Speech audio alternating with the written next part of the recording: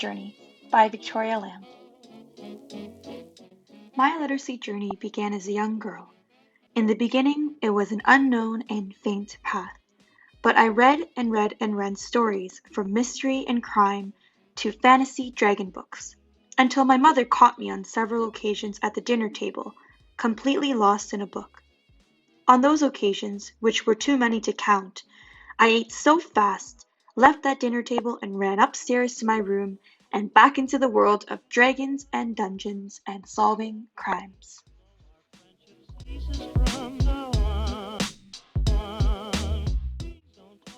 As a young girl, I enjoyed books solely because books acted like films to me. It was like watching a good movie, except there were no pictures.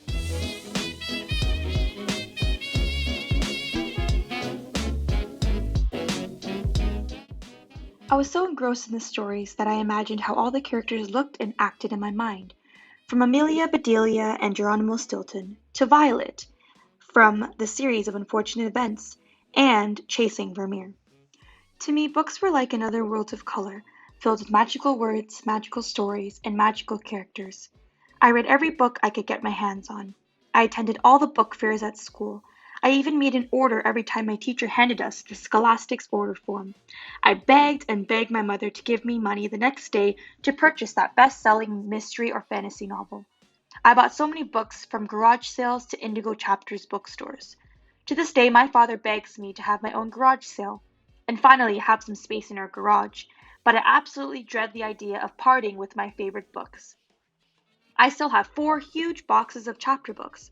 I hope to share these books with my future students and inspire them all to be readers like me. I still remember my first encounter with reading in grade 1 as a reading buddy. I volunteered to be a reading buddy for students in lower grades. This precious time for me to read to the younger children was the only thing I looked forward to each day. I was always the first one to put my hand up and to read in front of the class. I did stumble on a few words and got beet red in the face from embarrassment, but I was always proud of myself for trying. In grade 2, I had to write my own story based on the novel Alexander and the Terrible, Horrible, No Good, Very Bad Day by Judith Bjorst. I remember my grade 2 teacher's comments on my story. Your day was horrible. Your writing is excellent, and I hope to see you write more in the future. Good work. That was a moment that sparked my interest with words, paragraphs, and writing. Although my writing skills are not perfect, I believe I achieved some success with academic writing because of my ultimate love for reading and words. I remember my mother telling my younger brothers, "You should have read more books like your sister. She has no problem with her words." My literacy journey is a positive, yet growing one. Just like this tree, I am learning to slowly develop myself to be more comfortable sharing my stories, using my words when speaking, and learning more words every day. I am learning to read critically and think outside the box.